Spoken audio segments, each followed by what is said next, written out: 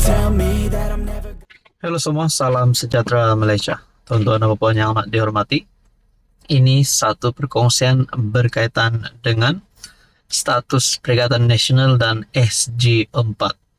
Seperti yang kita tahu, SG4 adalah sebuah syarikat dan juga penasihat yang mengetuai sebagai kepala penasihat adalah Tun Dr. Mahathir Mohamad.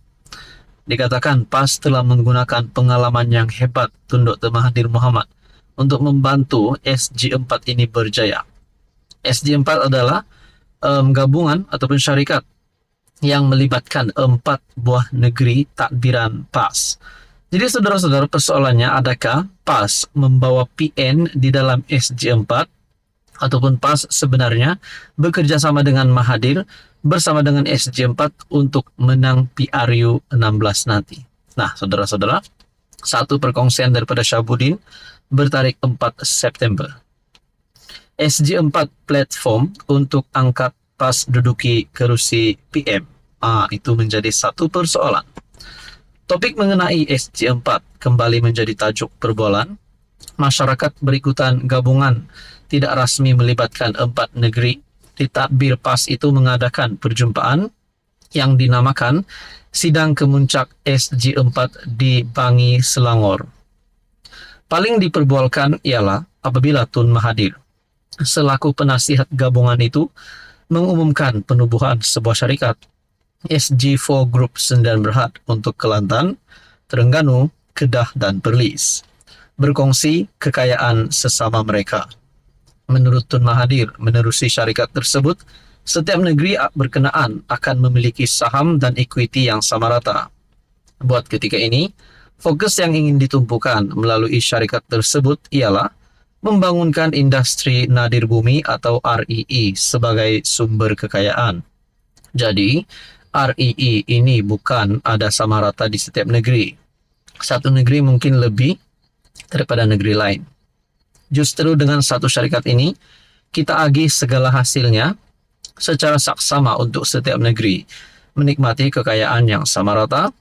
Demikian jelas Tun Mahathir. Apa yang terlihat di sini, PAS melalui penguasaan di 4 negeri itu jelas mahu memanfaatkan pengalaman dan pengetahuan Tun Mahathir. Ia bukan saja untuk kepentingan rakyat, tetapi matlamat lebih besar ialah untuk memperlihatkan PAS sebagai sebuah parti politik yang berkemampuan dalam soal pentadbiran dan memberi kesejahteraan kepada rakyat. Dengan kemampuan yang ingin diserlakan itu, PAS tentu saja ada cita-cita lebih besar daripada sekadar mentadbir negeri. Cita-cita lebih besar itu tidak lain ialah untuk mengetuai pentadbiran negara dan meletakkan pemimpin PAS di kursi Perdana Menteri. Sebab itu, SG4 ini tidak semudah diucapkan untuk menjadi kenyataan. Tetapi, daripada sudut politik, tempo PRU 16 hanya kira-kira 3 tahun saja daripada sekarang, dan PAS tentu melihatnya sebagai peluang terbaik untuk menggapai cita-cita mereka. Ini bermaksud dengan bantuan Tun Mahathir, berdasarkan PAS, kini telah berjaya menguasai 4 negeri dan memiliki jumlah kerusi parlimen terbesar. Matlamat mereka seterusnya ialah untuk tidak terlepas daripada mengepelai Putrajaya selepas PRU 16. Sebab itu, SG4 tidak bergerak bersama PN atau membawa sekali PN bersamanya, walaupun PAS adalah komponen PN yang diketuai Muhyiddin. Bermakna, PAS sekarang bergerak dalam 2 kumpulan menjelang PRU 16 akan datang. Satu bersama PN yang diterajui Muhyiddin dan satu lagi melalui SG4 yang diketuai Tun Mahathir. Walaupun PAS tidak pernah mengenepikan atau menolak sama ada Muhyiddin atau Hamzah sebagai calon PM, tetapi SG4 adalah platform untuk PAS terus ke depan dan untuk memenangi lebih banyak kerusi pada PRU 16. Nah, saudara-saudara, paling menjadi persoalan adalah adakah PAS sebenarnya mempunyai satu lagi talian hayat bukan bersama Perikatan Nasional? Adakah PAS mampu menang PRU 16 nanti tanpa bantuan Perikatan Nasional? Adakah dengan ini PN akan bubar? Muhyiddin, Hamzah dan semua pemimpin PN yang bukan daripada parti PAS akan digulingkan? Itu menjadi persoalannya. Peranan Tun Mahathir yang paling penting ketika itu ialah juga untuk meyakinkan Sabah dan Sarawak untuk menerima kepimpinan PAS. Selepas PRU 16 nanti, apabila PAS lebih unggul dan angka kerusi parlimen yang mereka miliki jauh lebih besar, ditakdirkan Tun Mahathir masih diberi kesehatan dan umur panjang oleh Tuhan ketika itu, disitulah PAS akan diposisikan untuk mengetuai sebuah kerajaan campuran yang baru bagi mentadbir negara. Jadi saudara-saudara, dalam politik apapun boleh berlaku. Adakah Hadi Awang akan mencalonkan terus Mahathir sebagai PM sekali lagi? Ataupun Hadi Awang sendiri jadi PM sekiranya PAS dan SJ4 berjaya? Jadi saudara-saudara, apa komen Anda? Halo semua, salam sejahtera Malaysia. Tuan-tuan dan bapak yang amat dihormati, terima kasih karena setia dan terus bersama dalam channel ini. Selamat datang, admin ucapkan kepada yang baru di dalam channel ini, dan selamat bergabung. Saudara-saudara, baru-baru ini kita dikejutkan dengan satu isu ataupun satu berita yang melibatkan nama Menteri Besar Kedah Muhammad Sanusi. Lagi-lagi kita dengar nama Sanusi menjadi buah mulut orang.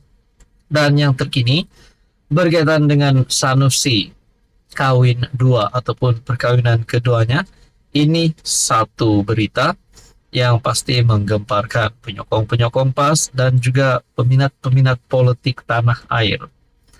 Perkongsian daripada Malaysia kini bertarik 5 September. Sanusi gambarkan poligami macam tukar berus gigi menurut Maria Chin. Saudara-saudara, adakah setakat ini Sanusi memberikan satu contoh ataupun satu teladan yang baik sebagai pemimpin tertinggi PAS sebagai Menteri Besar di Kedah? Bekas ahli Parlimen PKR Maria Chin Abdullah membidas kenyataan Menteri Besar Kedah Muhammad Sanusi berhubung isu poligami. Maria merujuk kepada kenyataan Sanusi yang berseloroh bahwa dia mempunyai dua lagi kuota ketika mengulas isu perkawinan keduanya. Kenyataan Sanusi memberi gambaran bahwa lelaki boleh berpoligami, macam menukar berus gigi mereka. Malangnya, ini seolah-olahnya pandangan yang dipegang oleh pemimpin, kata aktivis hak wanita itu dalam kenyataan. Bekas ahli Parlimen Petaling Jaya itu menyifatkan, kenyataan Sanusi mengejutkan bagi seorang menteri besar. Jelas Maria, perbincangan terhadap amalan poligami tidak harus melupakan hak-hak yang disediakan pada seorang istri yang terlibat dalam perkawinan berpoligami, dan seorang suami mesti bertanggung jawab dan menunaikan segala kewajiban yang ditetapkan oleh undang-undang dan hukum Islam. Maria turut memetik kenyataan timbalan Presiden PAS Tuan Ibrahim Tuan Man pada November tahun lalu yang mencadangkan supaya ada dasar memberi sokongan moral kepada wanita bujang lebih 30 tahun untuk berkawin poligami. Beliau, Tuan Ibrahim, mendakwa terdapat 8 juta wanita yang belum berkawin dan poligami adalah jalan keluar bagi perempuan menurutnya. Saudara-saudara, adakah dengan ini memberikan impak yang baik kepada PAS terhadap Sanusi sendiri, ataupun sebenarnya ini akan memberikan satu kesan yang buruk kepada PAS dan Sanusi? Apa pula komen Anda?